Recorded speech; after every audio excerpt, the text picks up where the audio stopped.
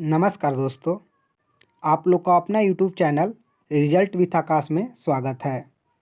दोस्तों, आप लोगों ने थंबनेल पर देखा होगा, संविधान के 51 प्रश्न और उसके आंसर के बारे में बात करेंगे जो कॉम्पिटिटिव एग्ज़ाम में बार बार रिपीट होता है। हाँ दोस्तों, इस वीडियो में उन्हीं प्रश्नों को लिया गया है जो बार बार पूछे जाते हैं। और दोस्तों, हम लोग ज़्यादा समय भी नहीं लेंगे और उन क्वेश्चनों को आज करेंगे तैयार। इसके पहले दोस्तों, आप लोग वीडियो को लाइक कर दीजिए और जो लोग चैनल से जुड़ने से बाकी हैं वो लोग चैनल से जुड़ जाए। ऐसे ही दोस्तों, ज्योग्राफी का 51 प्रश्न आपको देखने को मिल जाएगा। हिंदी का भी 51 प्रश्न का वीडियो दे दिया गया है जो बार बार दोस्तों रिपीट होते हैं। देखिए दोस्तों, हम लोग शुरुआत करेंगे। इसके पहले देखिए दोस्तों क्या लिखा है। दुनिया में अधिकांश महत्वपूर्ण चीज़ें उन लोगों द्वारा पूरी की गई है। देखिए, यानी कि महत्वपूर्ण चीज़ें यानी कि कठिन कार्य वही लोग पूरा किए हैं जो तब भी कोशिश करते रहे हैं जब उन्हें लगा कि कोई मदद ही नहीं है। मतलब कि महत्वपूर्ण कार्य कौन पूरा किया है? वो उस समय भी प्रयास किए हैं जिस समय उनको लग गया कि अब हमको हेल्प करने वाला कोई है वो नहीं। तो दोस्तों, इसे याद रखना है। और देखिए दोस्तों, हम लोग इसका स्टार्ट करते हैं आज के पहले प्रश्न का। दोस्तों, यह एक बहुत ही धुआंधार सेशन होने वाला है। इसमें आपको 51 ऐसे प्रश्न मिलेंगे जो आप देखते देखते कहेंगे कि हाँ, यह प्रश्न बार बार पूछा जाता है। तो आइए दोस्तों, शुरुआत करते हैं आज की इस श्रृंखला का। देखिए दोस्तों, पहला प्रश्न क्या दिया है। भारत की संसदीय प्रणाली प्रभावित है। यानी कि कह रहा है कि जो भारत में संसद की व्यवस्था ली गई है वह किस देश से ली गई है? इंग्लैंड से ली गई है, यूएसए से ली गई है, जर्मनी से ली गई है, आयरलैंड से ली गई है। तो देखिए, भारत की संसदीय व्यवस्था इंग्लैंड से ली गई है। कहाँ से ली गई है दोस्तों? इंग्लैंड से ली गई है। वैसे ही अगर बात करें तो इंग्लैंड से और कुछ जान लीजिए, जैसे विधि का शासन पूछे या मंत्रिय मंडलीय व्यवस्था पूछे तो ये भी कहाँ से लिया गया है? तो ये भी इंग्लैंड से लिया गया है। वैसे ही थोड़ा सा देख लेते हैं यूएसए से। देखिए, और जब भी मौलिक अधिकार पूछे, न्यायिक स्वतंत्रता पूछे तो ये क्या है, या प्रस्तावना पूछे तो ये सब कहाँ कहाँ से लिया गया है? तो ये सब यूएसए से लिया गया है। वैसे ही जर्मनी से बात करें तो आपातकाल का प्रबंध पूछे तो जर्मनी से लिया गया है। नीति निर्देशक तत्व पूछे तो आयरलैंड से लिया गया है। दोस्तों, जो इम्पोर्टेंट है 51 तो आपको इस तरह मिलेंगे, और बार बार पूछे जाने वाले कुछ इम्पोर्टेंट फैक्ट भी है तो उसको भी साथ में बताया जाएगा। और आप लोग लिखिएगा मत, बस सुनते जाइएगा, आप लोग का तैयार हो जाएगा। तो भारत की संसदीय प्रणाली कहाँ से? तो इंग्लैंड से। अगला प्रश्न देखते हैं। देखिए दूसरा प्रश्न क्या दिया है। रेगुलेटिंग एक्ट पारित किया गया 1773 ईस्वी में, 1771 ईस्वी में, 1785 ईस्वी में, 1793 ईस्वी में। तो रेगुलेटिंग एक्ट कब पारित किया गया? तो 1773 ईस्वी में। फिर आगे देखते हैं। देखिए तीसरा प्रश्न क्या दिया है। मिंटो मार्लो सुधार का उद्देश्य क्या है? पृथक निर्वाचन प्रणाली, भारतीय की भागीदारी बढ़ाना, युद्ध में सहयोग हेतु तैयार करना, पूर्ण स्वतंत्रता देना। तो देखिए, मिंटो मार्लो सुधार जो कब आया था, आप लोग एक बार कमेंट बॉक्स में लिखिए तो जिनको पता है। दोस्तों, मिंटो मार्लो सुधार जो 1909 में आया था, इसका उद्देश्य क्या था? पृथक निर्वाचन प्रणाली। क्या था? पृथक निर्वाचन प्रणाली। देखिए, यह किस लिए? तो हिंदू मुसलमानों में फूट डालने के लिए आया था, गरम दल और नरम दल के बीच फूट डालने के लिए आया था। तो हम लोग ऑप्शन नंबर ए इसका उत्तर हो जाएगा। ठीक है, आगे देखते हैं। देखिए फिर दिया है वही, क्या कह रहा है। मुसलमानों के लिए अतिरिक्त निर्वाचक मंडल प्रारंभ में किसके द्वारा लाया गया था? देखिए दोस्तों, ये भी प्रश्न बार बार पूछा जाता है, ये भी इम्पोर्टेंट प्रश्न है। देखिए क्या कर रहा है। क्रिप्स मिशन 1942 के द्वारा, मार्लो मिंटो सुधार 1909 के द्वारा, मेंट्यू चेम्सफोर्ड सुधार 1919 के द्वारा, भारत सरकार अधिनियम 1935 के द्वारा। तो देखिए, मुसलमानों के लिए और हिंदुओं के लिए ये आया था ना पृथक निर्वाचन प्रणाली, तो कब? तो 1909 में, यानी कि ऑप्शन नंबर बी हमारा उत्तर हो जाएगा। अब दोस्तों, यहाँ से एक दो प्रश्न और याद रखिए। यह पूछता है कि क्रिप्स मिशन कब आया था? तो 1942 में। वैसे ही पूछता है मेंट्यू चेम्सफोर्ड सुधार कब आया था? 1919 में, जिसमें प्रांतों में द्वैत शासन लगा था। अब भारत सरकार अधिनियम कब आया था? तो 1935 में। और देख लीजिए, संविधान के निर्माण में सबसे ज़्यादा योगदान किसका है? तो भारत सरकार अधिनियम 1935 का। और 1935 में ही क्या हुआ कि केंद्र में द्वैत शासन लगा और प्रांत से द्वैत शासन को समाप्त कर दिया गया। तो हम लोग का ऑप्शन नंबर बी इसका उत्तर हो जाएगा। आइए फिर हम आगे देखते हैं। देखिए अगला प्रश्न क्या दिया है, यह हम लोग का हो गया है। देखिए अगला कह रहा है क्या कि कौन सुमेल नहीं है? कह रहा है क्या? मार्लो मिंटो सुधार सांप्रदायिक प्रतिनिधित्व से, यह तो बिल्कुल सही है। भारत सरकार अधिनियम 1935 स्वशासन से, ये भी बिल्कुल सही है। कैबिनेट मिशन संविधान सभा का गठन, ये भी बिल्कुल सही है। लेकिन साइमन कमीशन कह रहा है क्या कि भारत के विभाजन से आया था। अब देखिए, अब बात को थोड़ा समझिए। साइमन कमीशन 8 नवंबर 1947 को गठन हुआ, किसका? तो साइमन कमीशन का। इसका उद्देश्य क्या था? भारत में संविधान सुधार के अध्ययन के बारे में, इसके लिए आया था। यह 3 फरवरी 1928 को कहाँ आया? तो साइमन कमीशन भारत है, यानी कि यह सुमेलित नहीं है। अब देखिए, भारत सरकार अधिनियम 1935 के बारे में और कुछ जानिए। देखिए, अगर पूछ दे अखिल भारतीय संघ की स्थापना कब हुई, तो भारत सरकार अधिनियम के तहत 1935 में। केंद्र में द्वैत शासन लगा, इसी में। प्रांत में इससे खत्म हो गया। संघीय न्यायालय की स्थापना भी भारत सरकार अधिनियम 1935 से हुआ है। तो हम लोग को ऑप्शन नंबर डी इसका उत्तर हो जाएगा।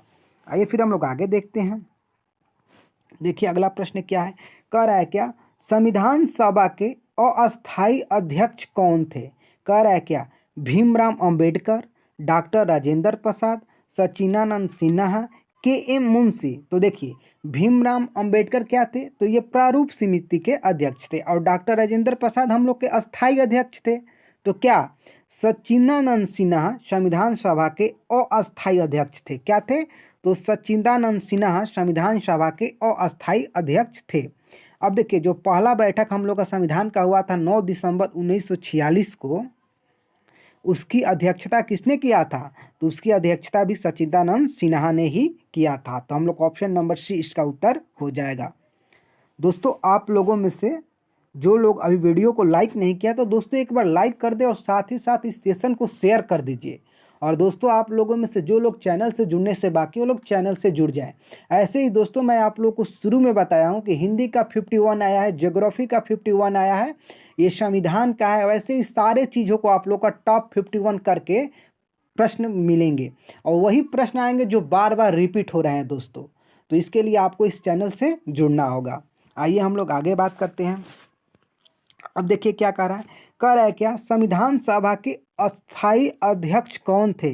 BN राव, भीमराव अंबेडकर, डॉक्टर राजेंद्र प्रसाद, सच्चिदानंद सिन्हा। तो हम लोग अभी चर्चा किए क्या कि डॉक्टर राजेंद्र प्रसाद संविधान सभा के अस्थायी अध्यक्ष थे। दोस्तों, इसमें से यह नहीं कहा जा सकता है कि यह प्रश्न अच्छा है। सारे के सारे प्रश्न वही है जो बार बार पूछे जाते हैं। आइए फिर हम लोग आगे देखते हैं। अब देखिए अगला प्रश्न क्या है? संविधान निर्माती सभा में झंडा समिति का अध्यक्ष पूछ रहा है। किसका पूछ रहा है दोस्तों?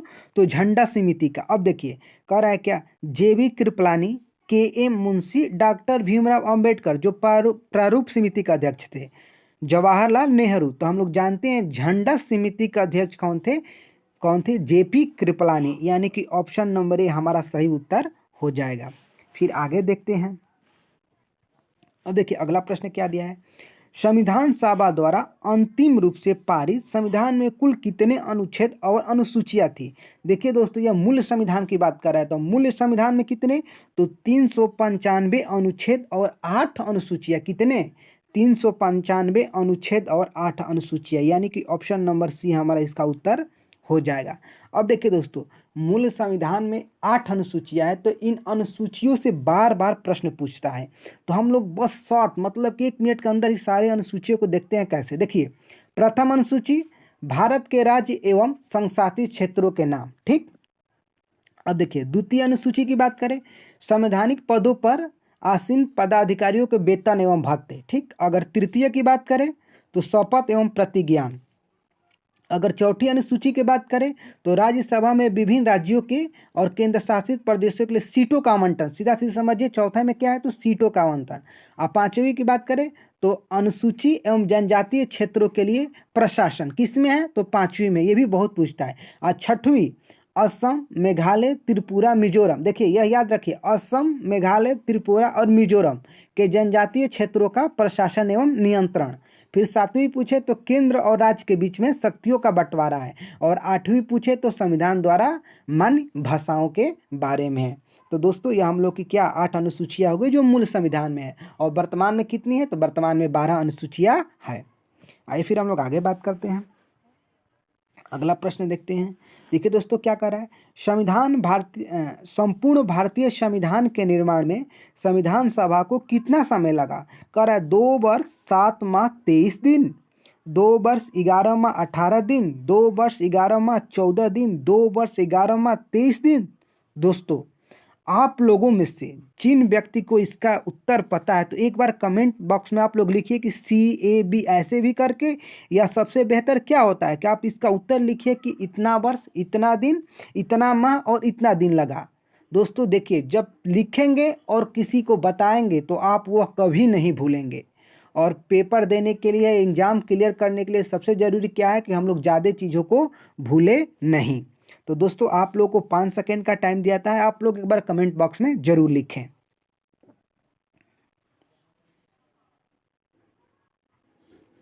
दोस्तों अब आप लोग लिख लिए होंगे। देखिए संपूर्ण भारतीय संविधान के निर्माण में कितना 2 वर्ष 11 माह 18 दिन कितना लगा था तो 2 वर्ष 11 माह 18 दिन। आइए फिर हम आगे देखते हैं। अब देखिए अगला प्रश्न क्या है, कह रहा है क्या संविधान सभा में सभी निर्णय किस आधार पर लिए जाते हैं। अब देखिए एकता और अखंडता, बहुमत, सर्वसम्मति, सहमति और समायोजन। देखिए दोस्तों ये प्रश्न बहुत अच्छा है। कह रहा है कि संविधान सभा में निर्णय किसके द्वारा लिए जाते हैं तो सहमति और समायोजन। किसके द्वारा, समायोजन मतलब कि एडजस्टमेंट के द्वारा, यानी कि कौन से मुद्दे पर कैसा कानून होना चाहिए, मैंने किसी भी चीज़ का निर्णय लेना हो तो किसके द्वारा, सहमति और समायोजन के द्वारा। ठीक है, आइए फिर हम लोग आगे बात करते हैं। देखिए अगला प्रश्न क्या कह रहा है, कह रहा है क्या भारतीय संविधान के किस भाग को उसकी आत्मा की आख्या प्रदान की गई है। किसको, प्रस्तावना को, मौलिक अधिकार को, राज्य के नीति निर्देशक तत्व को, संविधान के सभी अनुच्छेद को। तो देखिए किसको, तो भारतीय संविधान के प्रस्तावना को उसकी आत्मा की आख्या प्राप्त है, यानी कि ऑप्शन नंबर ए हमारा सही उत्तर हो जाएगा। ठीक है दोस्तों, आइए फिर हम देखिए मौलिक अधिकार हमारा किस अनुच्छेद से किस अनुच्छेद के बीच में, जिनको पता है तो कमेंट बॉक्स में जरूर लिखें। वैसे ही देखिए नीति निर्देशक तत्व। ठीक है, आगे आइए, आगे हम लोग इन लोगों पर, इन चीज़ों पर बात भी करेंगे। देखिए अगला प्रश्न क्या दिया है, कह रहा है क्या धर्म निरपेक्षता का अर्थ है। अब देखिए यह प्रश्न भी दोस्तों बहुत पूछा जाता है, क्या कि धर्म निरपेक्षता का अर्थ है क्या राज्य सरकार सभी धर्म के खिलाफ, option number A. Option number B क्या कर रहा है, राज्य सरकार द्वारा एक धर्म को स्वीकार, राज्य सरकार द्वारा किसी धर्म को स्वीकार नहीं करना, इनमें से कोई नहीं। तो देखिए धर्मनिरपेक्षता का मतलब होता है कि राज्य सरकार का कोई अपना धर्म नहीं है, वह किसी एक धर्म को नहीं मानती है, यानी कि ऑप्शन नंबर सी हमारा सही उत्तर हो जाएगा। फिर आगे हम देखते हैं अगला प्रश्न। देखिए क्या कह रहा है क्या भारत एक गणतंत्र है, इसका अर्थ है। देखिए शब्द से भी प्रश्न पूछते हैं, तो कह रहा है क्या कि गणतंत्र है, इसका अर्थ क्या है। अब क्या कह रहा है, सभी मामलों में अंतिम अधिकार जनता के पास है, भारत में संसदीय शासन व्यवस्था है, भारत में वंशानुगत शासक नहीं है, भारत राज्यों का एक संघ है। तो देखिए गणतंत्र है, इसका मतलब कि भारत में किसी वंश के अनुसार, यानी कि वंशानुगत शासन नहीं होता है, यानी कि ऑप्शन नंबर सी हम लोग का उत्तर हो जाए। आइए फिर हम लोग आगे देखते हैं, तो हम लोग ऑप्शन नंबर सी इसका उत्तर हो गया। देखिए फिर अगला प्रश्न क्या दिया है, कह रहा है क्या भारतीय संविधान में समवर्ती सूची किसके संविधान से ली गई। देखिए दोस्तों, ये भी प्रश्न बहुत पूछता है क्या कि समवर्ती सूची किससे ली गई है। यूएसए से ली गई है, कनाडा से ली गई है, जर्मनी से ली गई है, ऑस्ट्रेलिया से ली गई है। तो देखिए समवर्ती सूची किससे ली गई है, तो ऑस्ट्रेलिया से, यानी कि ऑप्शन नंबर डी हमारा सही उत्तर हो जाएगा। देखिए आगे, जैसे क्या कि समवर्ती सूची किससे हो गया, तो ऑस्ट्रेलिया से हो गया। वैसे यूएसए से हम लोग अभी भी बात किए हैं। और एक बात देखते हैं, मूल अधिकार, न्यायिक पुनर्लोकन, संविधान की सर्वोच्चता, ठीक है। फिर महाभियोग भी किससे लिया गया है, तो यूएसए से लिया गया है। वैसे ही कनाडा की बात करें तो देखिए कनाडा से क्या, संगठनात्मक व्यवस्था, शक्तियों का विभाजन, यह कहाँ से, तो कनाडा से।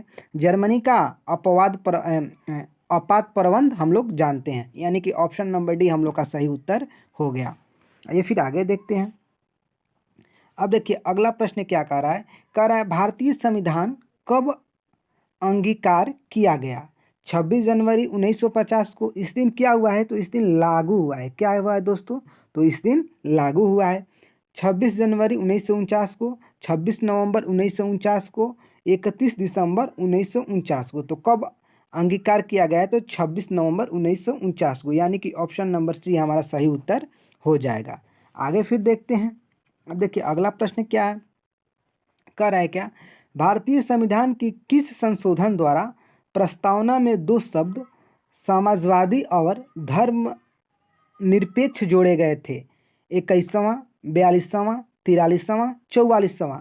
तो कौन सा संविधान संशोधन है, तो 42वां संविधान संशोधन कब हुआ था, 1976 में, ठीक है दोस्तों। तो इसी के द्वारा क्या समाजवादी धर्मनिरपेक्ष शब्द जोड़ा गया है और इसे मिनी संविधान संशोधन भी कहा जाता है। आइए फिर हम आगे बात करते हैं।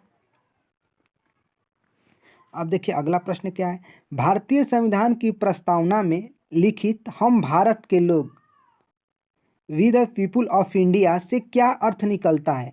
भारतीय गणराज्य की प्रभुसत्ता जनता में निहित है। संविधान का निर्माण भारत की जनता द्वारा हुआ है। संविधान निर्माता भारत की जनता का प्रतिनिधित्व करते हैं। भारत का संविधान भारत की जनता की सहमति पर आधारित। तो क्या हो जाएगा, संविधान का निर्माण भारत की जनता द्वारा हुआ है, यानी कि ऑप्शन नंबर बी हमारा सही उत्तर हो जाएगा। आइए फिर हम आगे देखते हैं। देखिए अगला प्रश्न क्या दिया है, कह रहा है क्या, भारतीय संविधान में सम्मिलित नीति निर्देशक तत्व। दोस्तों ये भी बहुत पूछा जाता है, क्या नीति निर्देशक तत्व कहाँ से, कनाडा से, अमेरिका से, ऑस्ट्रेलिया से, आयरलैंड से। तो कहाँ से, आयरलैंड से। अभी दोस्तों आप लोग बताइए कि ऑस्ट्रेलिया से हम लोग क्या पढ़े हैं, एक बार ज़रूर आप लोग कमेंट बॉक्स में बताइए कि ऑस्ट्रेलिया से हम लोग स्टार्टिंग में क्या पढ़े। तो हम लोग को उत्तर ऑप्शन नंबर डी हो जाएगा। आगे फिर देखते हैं। देखिए अगला प्रश्न क्या है, भारतीय संविधान का सबसे बड़ा एकाकी स्रोत है, मतलब कि सबसे ज़्यादा कहाँ से लिया गया है, ब्रिटिश शासन, यूएसए का bill of rights, government of India act 1919, government of India act 1935। तो भारतीय संविधान सबसे ज़्यादा अगर प्रभावित है तो किससे, भारत सरकार अधिनियम 1935 से, यानी कि ऑप्शन नंबर डी इसका सही उत्तर हो जाएगा। अगला प्रश्न देखिए क्या, अब आगे देखिए क्या लिखा है दोस्तों, विजेता वे नहीं होते जो कभी असफल नहीं होते, बल्कि वे होते हैं जो कभी हार नहीं मानते। हाँ दोस्तों, अगर सफल होने के लिए असफल होना उसका एक रास्ता होता है, क्या एक खिड़की होता है कि असफलता हम लोग को कुछ सीखने की राह खोलती है दोस्तों यदि आप लोग इसका पीडीएफ चाहते हैं तो आप लोग को इस वीडियो के डिस्क्रिप्शन बॉक्स में जाइएगा तो आप लोगों को क्या मिलेगा, टेलीग्राम लिंक मिलेगा, आप उसे ज्वाइन करिए और वहाँ से आप इसका पीडीएफ प्राप्त कर सकते हैं। और दोस्तों ऐसे 51 करके मतलब अभी संविधान के और वीडियो आएंगे जो बार बार अभी तक प्रश्न रिपीट हुए हैं। वैसे इस ज्योग्राफी का, हिंदी का, मतलब सारे सब्जेक्ट का आप लोगों को देखने को मिलेगा। तो आइए दोस्तों हम लोग आगे फिर बात करते हैं। देखते हैं अगला प्रश्न क्या है, कह रहा है क्या, नीति निर्देशक तत्व का महत्व किसके लिए है, नागरिक के लिए, राज्य के लिए, समाज के लिए, संघ के लिए। दोस्तों ये भी प्रश्न बहुत पूछा जाता है। अब बताइए किसके लिए, तो नीति निर्देशक तत्व किसके लिए होता है, तो राज्य के लिए, यानी कि ऑप्शन नंबर बी हम लोग का सही उत्तर हो जाएगा। अगला प्रश्न देखिए क्या कह रहा है क्या, भारतीय संविधान की संशोधन प्रक्रिया किस देश के संविधान से प्रभावित है? कनाडा से, ऑस्ट्रेलिया से, इटली से, दक्षिण अफ्रीका से। तो भारतीय संशोधन किससे? दक्षिण अफ्रीका से, यानी कि ऑप्शन नंबर डी। दोस्तों ये भी प्रश्न बहुत पूछा जाता है। ठीक है, देखते हैं अगला प्रश्न। कह रहा है क्या, संविधान के किस भाग में नीति निर्देशक तत्वों का उल्लेख किया गया है? तो किसमें? तृतीय भाग में, चतुर्थ भाग में, द्वितीय भाग में, नवम भाग में। तो किसमें नीति निर्देशक तत्व? तो चतुर्थ भाग में। ठीक है, द्वितीय भाग में क्या है? तो नागरिकता है। आइए फिर हम लोग आगे बात करते हैं। देखिए अगला प्रश्न क्या है। कह रहा है क्या कि संविधान के किस भाग में संविधान संशोधन की प्रक्रिया का उल्लेख है? देखिए अभी हम लोग देखें क्या कि संविधान संशोधन प्रक्रिया कहाँ से लिया गया है? तो दक्षिण अफ्रीका से। अब इसका भाग कौन से? कह रहे भाग तीसरा है, भाग चौथा है, भाग 20वां है, भाग 21वां है। तो कौन सा भाग है? भाग 20 में। किसमें? भाग 20 में। तो हम लोग का ऑप्शन नंबर सी इसका सही उत्तर हो जाएगा। फिर आगे हम लोग देखते हैं। देखिए अगला प्रश्न क्या है। कह रहा है क्या, वर्तमान में भारतीय संविधान में कुल कितनी अनुसूचियां हैं? तो कितनी अनुसूचियां हैं? तो 12 अनुसूचियां हैं। कितनी है दोस्तों? 12। पहले कितनी थी? तो 8। पहले कितनी थी? तो पहले 8। वर्तमान में कितनी? तो 12। अब देखिए 8 हम लोग उधर देखें, 9वीं देख लीजिए। 9वीं कब? प्रथम संविधान संशोधन 1951। इसमें क्या है? तो भूमि सुधार। वैसे ही 10वीं की बात करें तो 52वां संविधान संशोधन 1985। ये भी दोस्तों बहुत पूछता है। इसमें क्या? तो दल बदल। वैसे ही 11वीं अनुसूची की बात करें तो 73वां संविधान संशोधन 1992-93। इसमें क्या? तो पंचायती व्यवस्था। उसके बाद फिर बात करें 12वीं, तो 12वीं कब? 74वां संविधान संशोधन। ये कब हुआ था? तो 1992-93 में। इसमें क्या है? तो नगर प्रशासन। ये भी देखिए पूछता है क्या कि 11वीं अनुसूची में कितने कार्य क्षेत्र है? तो 29। और 12वीं में कितने? तो 12वीं में 18 कार्य क्षेत्र है। तो हम लोग का ऑप्शन नंबर सी इसका सही उत्तर हो जाएगा। फिर आगे देखिए यहाँ पर आ ही गया क्या, पहला संविधान में माने भारतीय संविधान में 9वीं अनुसूची जोड़ी गई थी। पहला, दूसरा, 7वां, 9वां।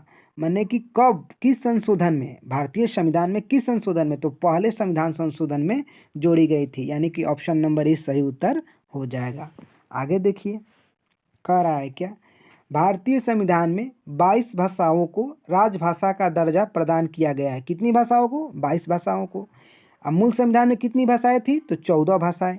इन भाषाओं का उल्लेख किस अनुसूची में है? कह रहा है 7वीं में है, 8वीं में है, 9वीं में है, 10वीं में है। तो आप बताइए 7वीं में क्या है? तो आप कहेंगे केंद्र और राज्य के संबंध में शक्तियों का बंटवारा है। ठीक। 9वीं की बात करें तो अभी हम लोग पढ़े क्या? भूमि सुधार। 10वीं की बात करें तो दल बदल। तो 8वीं में क्या है? तो 8वीं भाषाओं से संबंधित है, यानी कि ऑप्शन नंबर बी हमारा सही उत्तर हो जाएगा। आइए फिर एक बार और बात करते हैं। देखिए अगला प्रश्न क्या है, दल बदल के आधार पर निर्वाचित सदस्यों की अयोग्यता संबंधी विवरण संविधान की किस अनुसूची में दिया गया? अब देखिए अभी आ गया 8वीं, 9वीं, 10वीं, 11वीं। तो किस में है? 10वीं में। कब का हुआ है? तो 52वां संविधान संशोधन कब? 1985। तो ऑप्शन नंबर सी हमारा सही उत्तर हो जाएगा। फिर आगे देखते हैं। अब देखिए क्या कह रहा है। कह रहा है क्या कि निम्न में से किस अनुच्छेदों द्वारा भारतीय संविधान नागरिकों को मूल अधिकार निश्चितता प्रदान करता है? अनुच्छेद 12 से 35। उसके बाद क्या करें? अनुच्छेद 12 से 30 तक, अनुच्छेद 15 से 35 तक, अनुच्छेद 14 से 32 तक। तो किसमें मूल अधिकार 12 से 35, यानी कि ऑप्शन नंबर ए हमारा सही उत्तर हो जाएगा।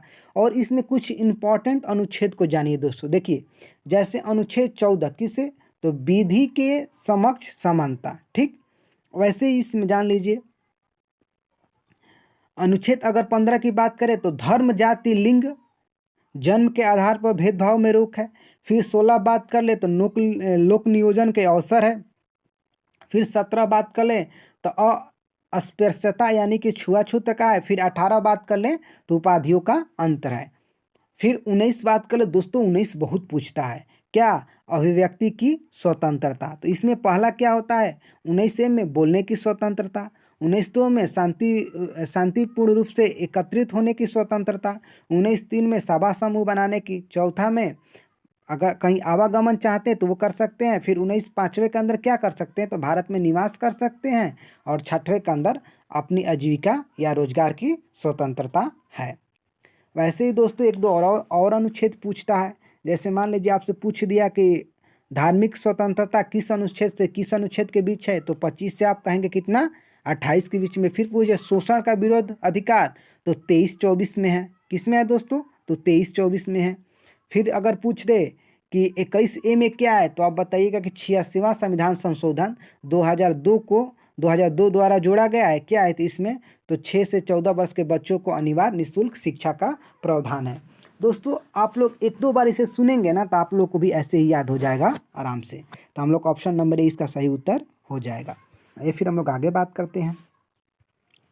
देखिए क्या कह रहा है, भारतीय संविधान का निम्न में से कौन सा अनुच्छेद अस्पृश्यता का उन्मूलन करता है तथा किसी भी रूप में उसके आचरण का निषेध करता है। अनुच्छेद 15, अनुच्छेद 16, अनुच्छेद 17, अनुच्छेद 18। अभी हम लोग क्या पढ़े, अनुच्छेद 15 क्या कहता है, तो लिंग जात इस पर कहता है।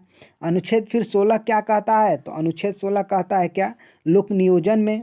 17 फिर यही छुआछूत है, यानी कि हम लोग का ऑप्शन नंबर सी इसका सही उत्तर हो जाएगा। और 18 क्या है, तो उपाधियों का अंत है। आइए फिर हम लोग आगे बात करते हैं। देखिए अगला प्रश्न क्या है, भारतीय संविधान के किस अनुच्छेद के अंतर्गत भाषण एवं अभिव्यक्ति की स्वतंत्रता के अधिकार की गारंटी दी गई है। देखिए अनुच्छेद 19, अनुच्छेद 20, अनुच्छेद 21, अनुच्छेद 22। तो अनुच्छेद किस में, अनुच्छेद 19 में है। ठीक है दोस्तों, ऐसे ही दोस्तों आप लोग कमेंट बॉक्स में अनुच्छेद 20, 21, 22 के बारे में लिखिए। दोस्तों ज़्यादा बताने से वीडियो बहुत लंबा चला जाएगा, लेकिन लंबा हम लोग को नहीं करना है। भारतीय संविधान के किस अनुच्छेद में प्रेस की स्वतंत्रता, दोस्तों ये भी बहुत पूछता है। अनुच्छेद 14 कह रहा है, अनुच्छेद 25 कह रहा है, अनुच्छेद 21 से जो अभी हम अनिवार्य शिक्षा के बारे में पढ़े, 14 भी पढ़े विधि के समक्ष समानता के बारे में, अब 25 धर्म वाला है। तो अनुच्छेद किस में, 19 में। किस में कहता है क्या, प्रेस की स्वतंत्रता, यानी कि अनुच्छेद 19A फर्स्ट। आगे फिर हम लोग देखते हैं। देखिए अगला प्रश्न क्या दिया है, कह रहा है क्या कि भारतीय संविधान के किन अनुच्छेदों में राज्य के नीति निर्देशक तत्वों का उल्लेख है। किसमें है, अनुच्छेद 33 से 46, अनुच्छेद 34 से 48, अनुच्छेद 36 से 51, अनुच्छेद 37 से 52। तो किसमें है, अनुच्छेद 36 से 51, यानी कि ऑप्शन नंबर सी। और दोस्तों आप लोग को अभी बताया गया है कि नीति निर्देशक तत्व कहाँ से लिया गया, एक बार आप लोग जरूर कमेंट बॉक्स में लिखिए।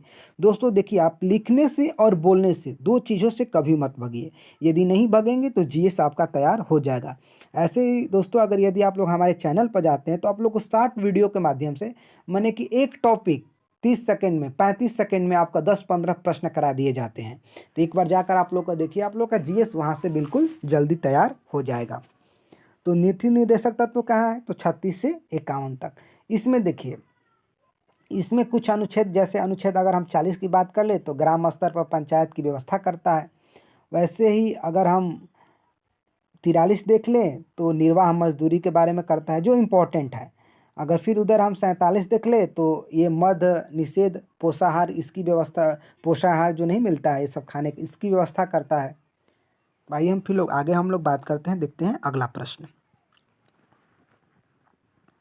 देखिए फिर अगला प्रश्न क्या गया, कह रहा है क्या, भारतीय संविधान का कौन सा अनुच्छेद राज्य सरकारों को ग्राम पंचायतों के गठन का निर्देश देता है। अनुच्छेद 51, अनुच्छेद 32, अनुच्छेद 37, अनुच्छेद 40। हम लोग का उत्तर क्या हो जाएगा, अनुच्छेद 40। दोस्तों ये भी बार बार पूछता है। कौन सा दोस्तों, अनुच्छेद 40। आइए फिर हम लोग आगे देखते हैं। देखिए क्या कह रहा है कि केंद्र राज्य के प्रशासनिक संबंध भारतीय संविधान के किस अनुच्छेद में वर्णित है। अनुच्छेद 256 से 263, अनुच्छेद 352 से 356, अनुच्छेद 250 से 280।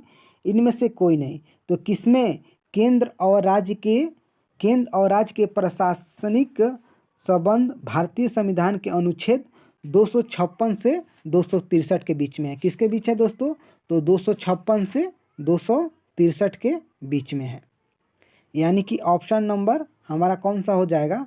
तो हमारा ऑप्शन नंबर इसका सही उत्तर हो जाएगा कितना? 256 से 263 के बीच में। आइए फिर हम लोग आगे देखते हैं अगला प्रश्न। देखिए क्या कह रहा है क्या? 42वां संविधान संशोधन द्वारा संविधान के किस अनुच्छेद में मौलिक कर्तव्यों को जोड़ा गया है? किसमें? तो अनुच्छेद 51A में। किसमें दोस्तों? ये भी दोस्तों बहुत पूछता है। आइए फिर हम लोग आगे देखते हैं। अब देखिए क्या कह रहा है। अंतर्राज्यीय परिषद के गठन का प्रावधान संविधान के किस अनुच्छेद के अंतर्गत किया गया है? अनुच्छेद 293, अनुच्छेद 280, अनुच्छेद 263, अनुच्छेद 249। तो किसके अंतर्गत? अनुच्छेद 263। यानी कि ऑप्शन नंबर सी इसका सही उत्तर हो जाएगा। आइए फिर हम लोग आगे बात करते हैं। देखिए अगला प्रश्न क्या है? संपत्ति का अधिकार संवैधानिक अधिकार है, यह बताया गया है किसमें? अनुच्छेद 28 में, अनुच्छेद 30 में, अनुच्छेद 31 घ में, अनुच्छेद 300 क में। तो किस में अब रखा गया संपत्ति को? इसको इधर से निकाल कर कहाँ डाल दिया गया? तो अनुच्छेद 300 क में। यानी कि ऑप्शन नंबर डी इसका सही उत्तर हो जाएगा। आइए फिर हम लोग आगे देखते हैं। अगला प्रश्न क्या है? कह रहा है क्या? संविधान का अनुच्छेद 312 संबंधित है। दोस्तों ये भी बहुत पूछता है। क्या? अखिल भारतीय सेवाओं से, प्रवक्ताओं से, हिंदी भाषा से, राष्ट्रपति से।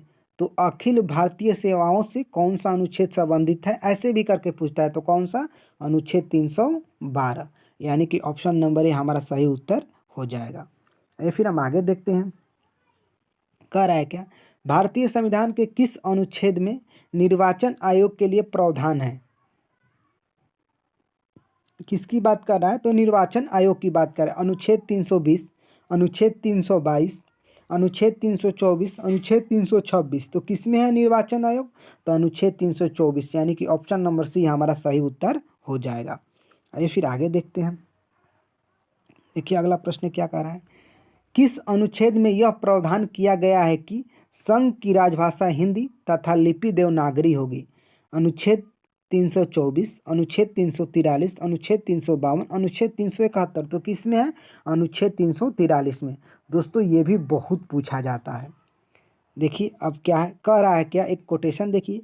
अपने जीवन का लक्ष्य निर्धारित करो और सभी दूसरे विचारों को अपने दिमाग से निकाल दो, यही सफलता की पूंजी है या कुंजी है। पूंजी कर लीजिए तो यही मतलब कि उसका मेन है, और कुंजी कर लीजिए तो यही सफलता की क्या है? तो यही सफलता की कुंजी है। आइए फिर हम लोग आगे देखते हैं। देखिए अगला प्रश्न क्या है? कह रहा है क्या? भारत में बाहरी आक्रमण तथा सशस्त्र विद्रोह के कारण भारत के राष्ट्रपति द्वारा राष्ट्रीय आपातकाल की घोषणा किसके अंतर्गत की जाती है? अनुच्छेद 352, अनुच्छेद 356, अनुच्छेद 360, अनुच्छेद 368। तो किस में है? तो अनुच्छेद 352 में। यानी कि क्या? हम लोग का ऑप्शन नंबर ए इसका सही उत्तर हो जाएगा। 360 में क्या है? तो वित्तीय आपात है। अब देखिए क्या कह रहा है। संविधान के किस अनुच्छेद के आधार पर वित्तीय आपात की घोषणा राष्ट्रपति करता है? अनुच्छेद 352, अनुच्छेद 356, अनुच्छेद 360, अनुच्छेद 335। तो किस में? अनुच्छेद 360 के आधार पर किसका वित्तीय आपात की घोषणा कौन करता है? तो राष्ट्रपति करता है। आइए फिर हम लोग आगे बात करते हैं। अब देखिए अगला प्रश्न क्या है? कह रहा है क्या कि संसद को संविधान संशोधन का अधिकार दिया गया है। अब पूछेगा संविधान में संशोधन कौन करेगा? तो पहले आप मारिए संसद। फिर कह रहा है संसद को संविधान संशोधन का अधिकार दिया गया। अनुच्छेद 349 में है, अनुच्छेद 368 में है, अनुच्छेद 390 में है, अनुच्छेद 351 में है। आप लोगों में से जिन लोगों को इसका उत्तर पता है तो एक बार कमेंट बॉक्स में आप लोग लिखिए। आप लोगों को 5 सेकंड का समय दिया जाता है। क्या कि संसद को संविधान संशोधन का अधिकार दिया गया है किस अनुच्छेद के अंतर्गत? आप लोग लिखिए। दोस्तों अनुच्छेद 368 के अंतर्गत। यानी कि ऑप्शन नंबर बी हमारा सही उत्तर हो जाएगा। आइए फिर हम लोग आगे देखते हैं। देखिए क्या कह रहा है, मूलभूत संविधान में कौन से भाग में राज्य लोक कल्याण की संकल्पना सम्मिलित की गई है? संविधान की प्रस्तावना में, संविधान की दूसरी अनुसूची में, संविधान की तीसरी अनुसूची में, राज्य के नीति निर्देशक तत्व में। तो राज्य लोक कल्याण की बात किसमें किया गया है? तो राज्य के नीति निर्देशक तत्व में, यानी कि ऑप्शन नंबर 4 हमारा सही उत्तर हो जाएगा। आगे फिर हम लोग देखते हैं अगला प्रश्न क्या है। कह रहा है राज्य के नीति निर्देशक तत्व नहीं है। ऑप्शन ए वैज्ञानिक मनोभाव के विकास का, पोषाहार के स्तर को ऊपर उठाना, ये तो है। कमजोर श्रेणियों के आर्थिक हित को बढ़ावा देना, ये भी है। कार्यपालिका से न्यायपालिका को अलग रखना, ये भी है। बल्कि क्या नहीं है? मनोवैज्ञानिक मनोभाव के विकास का, यह हम लोग के राज्य के नीति निर्देशक तत्व में नहीं है। अगला प्रश्न देखते हैं, कह रहा है क्या, भारतीय संविधान के अंतर्गत कल्याणकारी राज्य की अवधारणा निम्नलिखित में से किस अनुच्छेद में वर्णित है? अनुच्छेद 36, अनुच्छेद 38, अनुच्छेद 39, अनुच्छेद 51। तो किस में है? अनुच्छेद 38 में है। तो हम लोग ऑप्शन नंबर बी इसका सही उत्तर हो जाएगा। आइए फिर देखते हैं क्या कह रहा है। भारतीय संविधान की व्याख्या करने का मुख्य अधिकारी कौन है? लोकसभा, राष्ट्रपति, अटॉर्नी जनरल, सर्वोच्च न्यायालय। तो भारतीय संविधान की व्याख्या कौन करता है? तो सर्वोच्च न्यायालय। अब देखिए अगला हम लोग का लास्ट प्रश्न क्या है, उच्चतम न्यायालय के न्यायाधीशों की संख्या में वृद्धि करने की शक्ति किसके पास है? प्रधानमंत्री, राष्ट्रपति, संसद, विविध मंत्रालय। तो कौन उच्चतम न्यायालय की न्यायाधीशों की संख्या में वृद्धि कौन करेगा? तो संसद करेगा। आइए फिर हम देखिए दोस्तों, एक कोटेशन लिखा है, अगर आप या तुम सूरज की तरह चमकना चाहते हो तो तुम्हें या हमें पहले सूरज की तरह जलना होगा। हाँ दोस्तों, यदि सूरज की तरह चमकना है तो सूरज की तरह जलना होगा। दोस्तों हम लोगों ने बिना रुके इतने ही कम समय में 51 प्रश्न तो ऐसे हैं, और साइट से हम लोग ने कितने प्रश्न को तैयार किया है। तो दोस्तों आप लोग बस वीडियो को लाइक कर दे, इससे पता चले कि आप लोगों को यह वीडियो पसंद आया कि नहीं आया। और दोस्तों आप लोग अपना फीडबैक भी कमेंट बॉक्स में ज़रूर लिखिए। और दोस्तों जाते जाते जो लोग चैनल से नहीं जुड़े हैं वो लोग चैनल से जुड़ जाए। और दोस्तों आप लोग बस जाते जाते एक बार वीडियो को ज़रूर शेयर कर दे। इससे क्या पता चलता है कि हम लोग जो मेहनत कर रहे हैं, यानी हमारी टीम जो भी आप लोग के लिए कंटेंट ला रही है वो आप लोगों को पसंद आ रहा है। तो दोस्तों आप लोग बस इतना सपोर्ट करिए कि वीडियो को शेयर कर दीजिए, लाइक कर दीजिए। और दोस्तों चैनल से जो लोग बाकी हैं जुड़ने से वो लोग जुड़ जाएं। दोस्तों हम लोग मिलेंगे और किसी नए सेशन के साथ और टॉप 51 लेकर। तब तक दोस्तों आप लोग अपना ध्यान रखिए।